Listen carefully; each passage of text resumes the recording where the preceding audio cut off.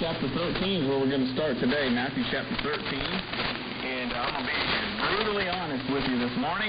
Matthew 13 kicks my butt. Okay? We're going to get into the parables in the Bible. And, man, I'm still scratching my head on some of these parables trying to figure them out.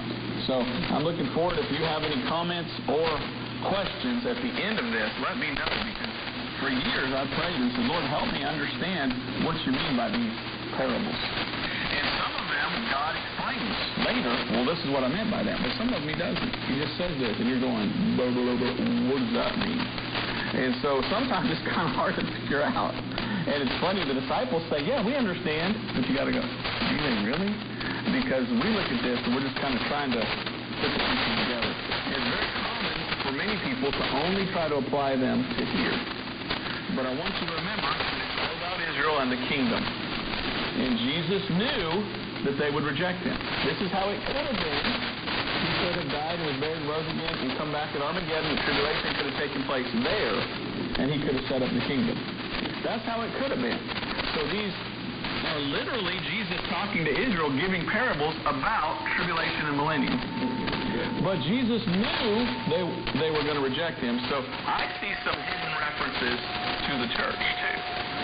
So we're going to look at how to rightly divide the parables. And again, some of them, I have no idea. Now, studying this week for hours and praying, I think I got an idea. Let's just make it all about Jesus, and that makes it easier. So we're going to just make it all about Jesus, and that makes it easier. But, people are all over the place when it comes to these parables. I'd read this guy and read that guy and look at this, and I'm just like, they don't know what they're talking about. So it's very easy to come to the parables and try to bring your opinion and say, well, I think it means, and I want to be very careful not to do that. I don't know still what some of these parables are talking about, so I'm anxious to hear what you guys might think.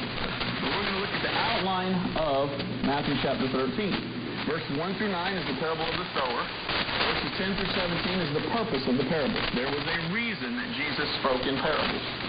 18 to 23 is the parable of the sower explained. So he explains why he said it and what it means.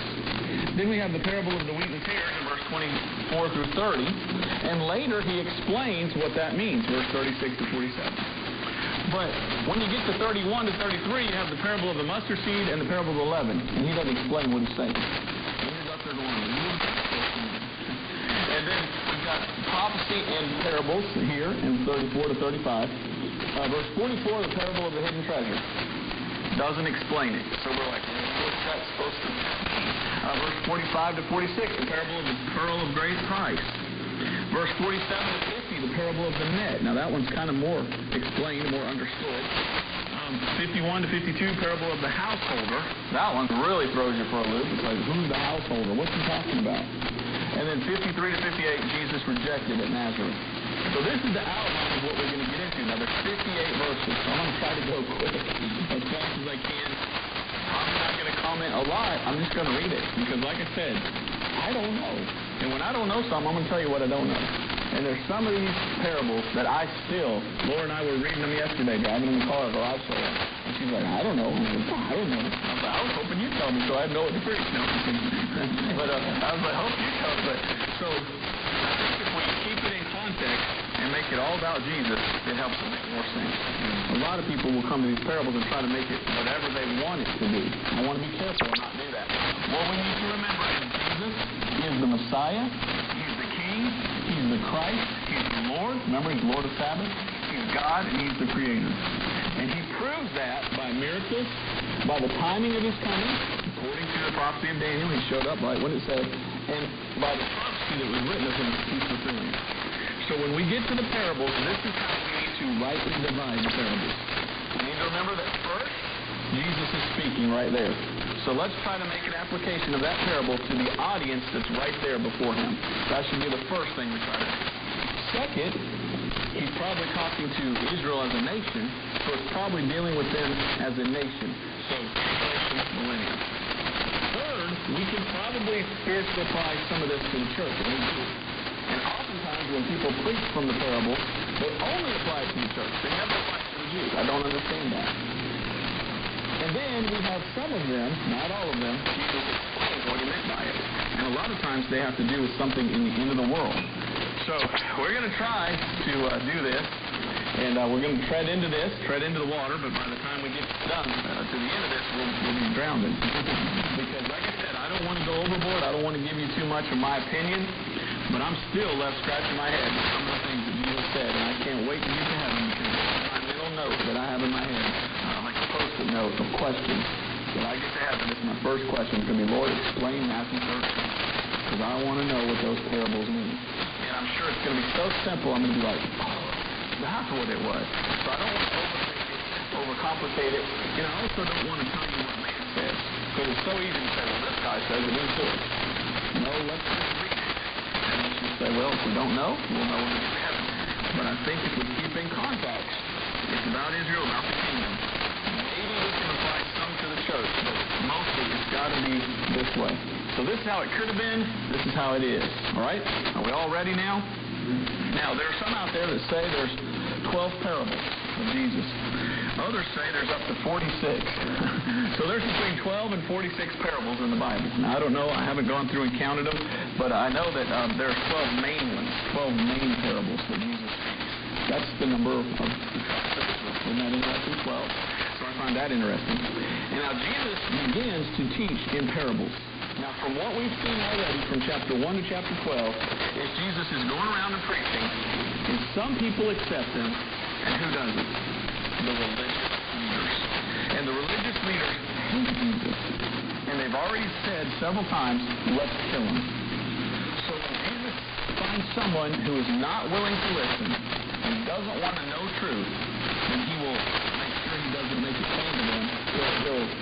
I'm not saying he's hiding it from them, but he begins to speak in a way to where he knows the people that do follow him will get it, but they, it's kind of like a veil.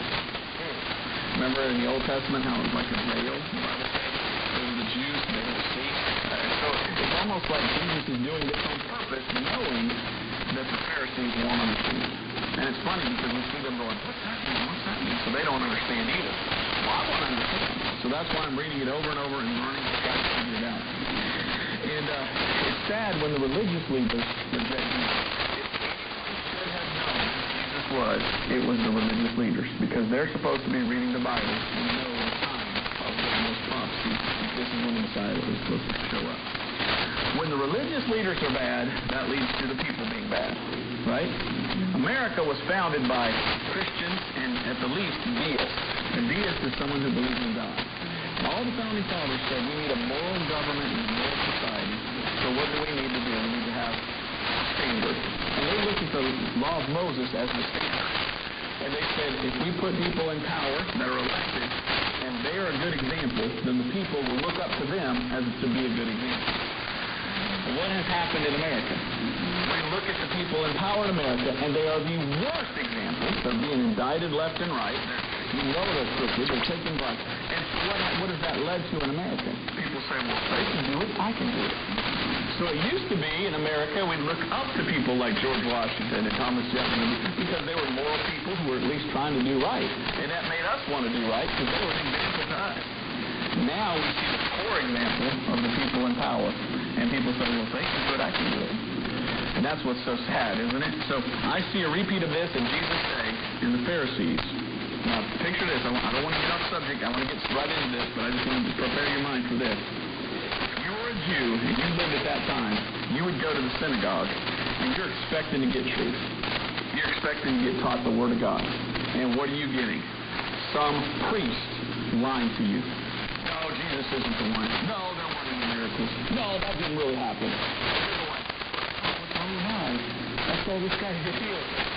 My leader's saying, come to a quick decision. Do I follow a priest or do I follow the Bible? Almost like that same thing today, isn't it? Got a phone call yesterday from a lady who says, I used to be Catholic. And the priest said this, the Bible says something else, so I chose the Bible. Amen! That's what it should be. We should follow what God says. Because oftentimes religious leaders are blind. And they follow rather than the Word of God. So that's a message right there. About, I suppose, nobody. Okay, so let's get started here. But it's like Jesus has written off the religious leaders. And this is part of his ministry. He's like, okay, I'm done with them because they don't want me. And they've made up their mind. They're they're not going to accept him. So that's why we start seeing Jesus talk in parables, I believe. I think that's what the context teaches. Now, starting in verse 1, we read this. The same day went Jesus out of the house and sat by the seaside. Now, when I read that, I go, so I go back a couple of chapters here. So it's the house. Now, we have no idea what house that is. But I thought about it. I said, well, there's got to be more on that house. Where's that house? So I went to Mark chapter 3. And we're going to turn to Mark chapter 3 here in a minute because that's a companion passage. And it seems like it's probably taking place in a house. And just thinking out loud, Jesus, remember, went back to his own place. At the end of this chapter, we see Jesus is in his own country. So maybe this is either a house that Jesus is renting, or this is one of his disciples' houses. And we're going to read a little bit more here in a second to tie into that house. So let me go ahead and read verses 2 through 9 real quick. Chapter 13, verse 2 through 9. And great multitudes were gathered together unto him, so that he went into a ship and sat on the shore. And he spake many things unto them in parables, saying, behold, a sower went forth to sow. Now, why would he get into a ship and go out there? I don't know if you've ever done this, but if you go out in the water, like in a lake or something, and you row out a little bit, carries across that water loudly. And you can go out in that water, and there can be 5,000 people standing there, and every one of them will hear you clearly because of the way your voice echoes. I did a video like that on YouTube one time where I went out in the bay, and I had my daughter standing on the pier. I was way out there. I said, I want to know if this works, if you can hear me. And I was kind of almost whispering a little bit. Every word you can hear perfectly. It just echoes off of there. So that's Jesus using that as an echo in order for all the people to hear. They spake many things unto them in parables, saying, behold, a sower went forth to sow. And when he sowed, some seed fell by the wayside, and the fowls came and devoured them up. Some fell upon stony places where they had not much earth, and forthwith they sprung up because they had no deepness of earth. And because they had no roots, they withered away. And some fell among thorns, and the thorns sprung up and choked them. But others fell into good ground and brought forth fruit, some 100-fold, some 60-fold, some 30-fold. He who has ears to hear, let him hear. Okay. Now, this is the first parable, and Jesus explains this parable a little farther down. And that would be in verse, I'll put it on back here. Parable of the sower explained, verse 18 to 23, okay? So verse 18 to 23, we'll read that quickly. Hear ye therefore the parable of the sower. When anyone heareth the word of the kingdom, okay, that's interesting. Remember, what's the kingdom? It's for the Jews. When anyone heareth the word of the kingdom and understandeth it not, then cometh the wicked one and catcheth away that which was sown in his heart. This is he which receiveth seed by the wayside, but he that receiveth the seed into stony places, the same as he that heareth the word, and anon with joy receiveth it. Yet hath he not root in himself, but endureth for a while. For when tribulation, interesting, tribulation. When tribulation or persecution arises because of the word, by and by he is offended. He also that receiveth seed among the thorns is he that heareth the word, and the care of this world and the deceitfulness of riches choke the word, and he becometh unfruitful. But he that receiveth seed unto the good ground is he that heareth the word and understandeth it, which also beareth fruit, and bringeth forth some 100-fold, some 60, some 30. So here Jesus explains what that parable is. And we'll look at that a little bit more. But let's turn over to Mark chapter 4, because here is the companion passage.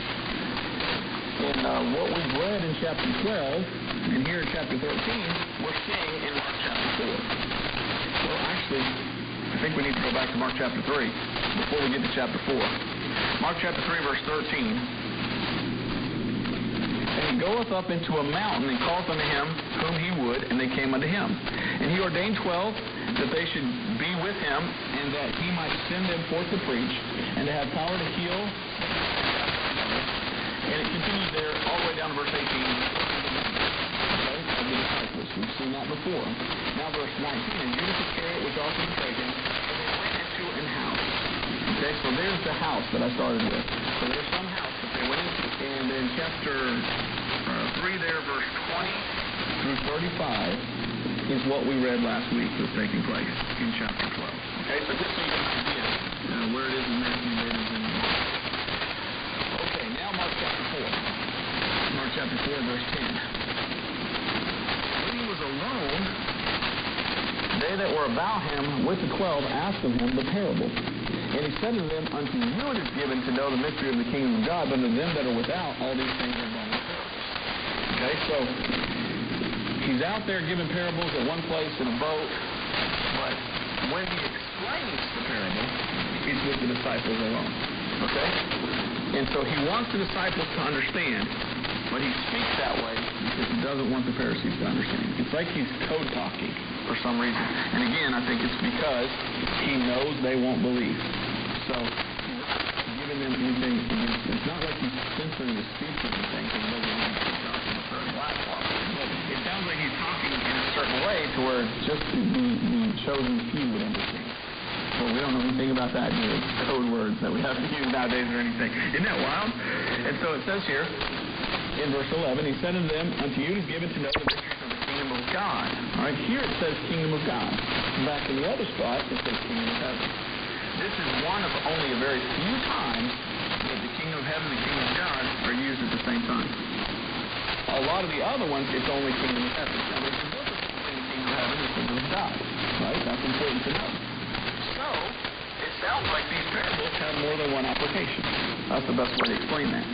So it sounds like you can go and make an application to the church age. And as we go through, we'll look at them. And you've heard people preach this before. Sowing seed in the Word of God in your heart and stuff like that. And apply it to here. So it sounds like that's okay. Still, it's more to out here. Okay? So we can take and we can spiritually apply these things. Let's see, what do I want to read here? Let's read verse, I'm all over the place here. Verse 12. Seeing they may see and not perceive, and hearing they may hear and not understand, lest at any time they should be converted and their sins should be forgiven them. So Jesus is saying the reason I'm talking in parables is so that someone doesn't get saved. Isn't that wild? But who is the someone? The ones that he knows aren't going to get saved anyway. The Pharisees who determined they're going to kill this guy. So, wow. So maybe they could have gotten saved if he's spoken plainly? Well, what if all the Pharisees got saved? Then Jesus wouldn't have died on the cross, would he? So it's almost like it had to be this one. And that's why he had to speak in parables. But it shows you that Jesus knew the lost religious leaders were evil. Okay, so then verse 13, all the way down. I won't go ahead and read it, but this is the companion passage to the sower and everything else. The sower and the seed. So you can read all the way down there to verse 12. All right, so let's turn back to Matthew chapter 13. There's so much I want to get through here because we've got 58 verses to go through. So Jesus went into a ship and he spoke this. The other passage, he went into a house after and explained to them what he was saying while they were preaching.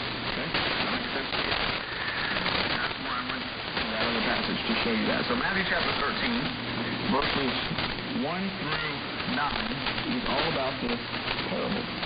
All right. Verse 3, he said, many things in many parables saying, behold, a sower went forth to sow. So who would the sower be? Well, it was Jesus. Now, we today, we try to spiritually apply that to here and say, oh, some preachers just went out preaching the Bible. And some people accepted it. There's nothing wrong with preaching a message like that. We're the sower. Yeah, so we're the sower. But who is the sower here when he's saying this? He's telling him a story, but in his mind he's saying, I'm the sower. And I'm sowing the seed of the sower. So you're making a spiritual application when you say it's just some preacher going and sowing the seed of the Word of God. Nothing wrong with that, making a spiritual application. But doctrinally, he's saying, I'm sowing a seed right now, telling about a kingdom. Some are accepting, some aren't. So do you see how face value just literally, oh, well, that makes sense. But you never hear preachers say that. They always only try to apply it to us. I was talking to Fabrielle. Remember Fabrielle? On the phone. And Fabrielle said this. She said, we were drinking. We had some students from college somewhere around here that went to his church. And he was talking about how awful it is to see so much apostasy in the world and things like that. And he said they always will go to a passage and they'll make a spiritual application and make it fit their doctrine rather than just face value so literally what it says. Make a spiritual application before literal. I try to do the opposite. I say, what does it literally say, and what's the literal doctrinal? Now we can spiritually apply it later if we need to. So that was interesting. This week when he said that. I was like, yeah, I don't want to be that guy that just takes the spiritual. I want to always think of what is it living. So do you see how literally Jesus is saying, I'm the sower, and I'm out there, and I'm trying to sow the seed of the kingdom, verse 11, the mysteries of the kingdom, and tell you Jews, hey, I want to come as the king, and yet there's a bunch of birds coming in taking the seed out of their hearts. Demonic spirits. What are the demonic spirits? The devils in the time of Jesus. He killed up people and cast them out. But man, that kind of sounds scary that they're that deep. I mean, why would they be there? There's a lot of people all around the world during that time. Why aren't they over there with the pagans? Because the pagans are doing orgies and doing human sacrifice and doing evil. Why aren't the demons in them? Why are they over there around Jesus? Sounds like they were. Sounds like demons don't just want to get in people and go sin. Sounds like demons want to mess with people's minds and turn them from the truth. I think there's more demons in churches than there are in bars. Okay? Can I just make that statement? Now, why would that be? Because the demons don't want that to get saved. So they're doing this, and the person's going one ear out the other, and not hearing the gospel. And if the demon can get a pastor and get him to stop preaching about the blood and the gospel, then he's going to let those other people lost too. So there's a lot of stuff we're looking at here. I think that's amazing. So I just wanted you to get that, though. Always take the first doctrinal Jesus is preaching. So this is the literal interpretation of this parable. Now, we can spiritually apply it to today. And I've preached the message before that we go out and sow the seed of the word of God. And some people hear it, some people don't. And that needs to take root in your heart, right? And so there's nothing wrong with making a spiritual application. But remember, doctrine is talking to the Jews. Okay? Amen. It's all in my head, and I wanted to get it out so that it sounds, well, I think that was good. Okay. Well, thank you, Lord, for that. So you've got this. Now, I'm not going to go into this whole thing about each one of these, okay? This has been preached so much in so many churches. You've been in church all your life. You've probably heard 20 messages on somebody going to this and talking about, well, the seed went here and it didn't grow, and went over here and didn't grow. So you can get more than that when you get a chance. But it's interesting that the last seed goes in and springs up because the soil is good.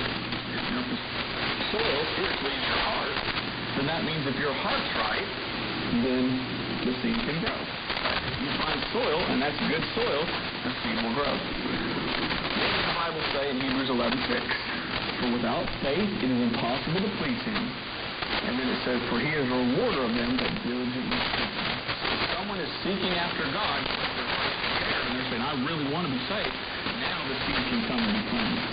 So Jesus is finding some in Israel whose hearts is prepared, in spite of the Pharisees that are probably, no, He's not the Messiah. No, that's not what it really means in the Bible in Daniel. No, this isn't really what the Messiah means. 69 times. You ever go to church and hear that? You read the Bible? Well, that's not really what it means. So what happens in many of the Bible schools in America and around the world, they approach the Bible with disbelief. And when you go to a Bible college, sometimes they talk you out of your faith in the Bible. And they tell you, oh, well, better translation says. No, the King James Bible is the correct text. And I approach the Bible believing the Bible. And I don't get up here and say, well, it's a poor translation. No, I believe what it says. But you go to a lot of churches nowadays, they don't believe what it says. So how's the seed going to grow in a church like that when there's unbelieving hearts? And that's doubt. And that's what the devil does, is cast doubt. So, a lot more I want to say about that, but read it again and look at it and talk about it, okay? Now let's move on to verse 9. Who hath ears to hear, let him hear. So literally, Jesus is speaking in His earthly ministry saying, listen to what I'm telling you. And He's literally telling them, hey, I'm planting the seed that this can come. And now out of 4, only 6 accepted it. So 3/4 of the people of Israel, it sounds like, was like, no, we don't really need that. But also we can apply it here. We need to go plant seeds in the gospel, don't we? And probably 3/4 of the people we witness to don't want to get saved. But it's worth it for that 1/4. Because one guy gets saved, well, he can lead 30 people, he can lead 100 people to the Lord. So it is worth it. It is worth it. But the seed can have that double application. All right. Maybe even a triple application. I mean, maybe you can apply that to in the tribulation. There'll be people preaching like the 2 witnesses. And they're trying to plant the seed, hey, Jesus is coming back. And who's going to believe that? Very few in the tribulation. But some of the Jews will accept that message and then flee into the wilderness, like it says in the book of Revelation. All right, so I'm all over the place. Let's just keep reading. Let's go to verse 10. Matthew chapter 13, verse 10. And the disciples came and said unto him, Why speakest thou unto them in parables? So they're like, Lord, so far, everything you said makes sense. Now you're saying stuff more like, what's he talking about? And it's amazing to me how many of these parables are agricultural in nature. And it all has to do with agriculture because they were people that were used to agriculture.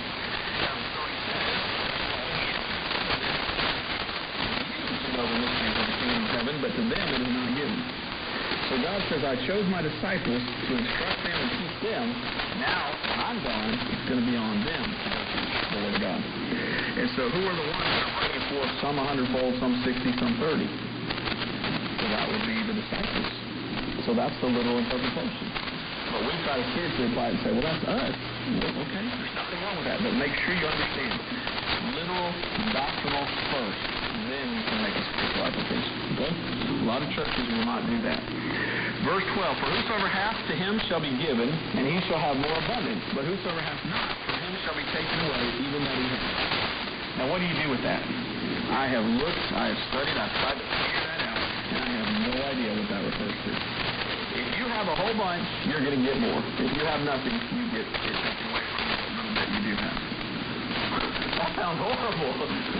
First of all, that sounds like the prosperity gospel, doesn't it? So, what is this? Well, literally, Jesus is speaking to the disciples. And it says, let's read it again, For whosoever hath, to him shall be given, and he shall have more abundance. But whosoever hath not, from him shall be taken away, even that he hath. All right? Can we apply that to tribulation? Doesn't sound like it. To me, can we apply that to the church age? Well, maybe. So whosoever hath, to him shall be given. So if you have eternal life, then you can get rewards in heaven. But whosoever hath not, from him shall be taken away even that he hath. All right? You die without Jesus, you go to hell, and you got nothing. So it sounds like you might can apply that to, but does that apply over to the millennial kingdom as well? Let's see how that works. So whosoever hath, to him shall be given, and he shall have more abundance. And whosoever hath not, from him shall be taken away, even that he hath. How does that work over here? So this is one of those verses where I'm scratching my head going, I have no idea what he's saying. Do you understand that verse? I don't get it. I don't understand. Is there somebody outside? Yeah, there's somebody outside. You want to let them in? Okay. So that's one of these verses where I don't know. But keep it at the time. And you keep it at the time. For whosoever hath, to him shall be given, he shall have more abundance. But whosoever hath not, from him shall be taken away, even that he hath. And you apply that to the Jews, what do you got? What's taken away from the Jews? The kingdom. Because they reject the Messiah. Those that accept the Messiah, they'll have something. Those that reject the Messiah, they lose in 70 AD, and they're kicked out and they're dispersed. So, this is one of those hard verses. I don't know what to do with it, so I'm going to leave it at that. Hey, come on in, guys. How are you? So, there's that verse. That's a problem verse, if you will. So, let's continue there, but what a thing. Hi, what's your name? Freddie. Freddie. Okay, Freddie. Come on in. How'd you hear about us? I got saved in ministry. Oh, good. And learned about what you do and gospel. Communication that blessing. Amen. Well, that's wonderful. That's wonderful. Amen. We'll have a seat. Yeah. All right, so we're already to our first problem verse that just leaves you scratching your head going, I don't know what to do with it. Okay? So figure that one out, if you will, and then get back to me. I'll leave it at that. But from there, we go to then verse 13. Therefore speak I to them in parables, because they seeing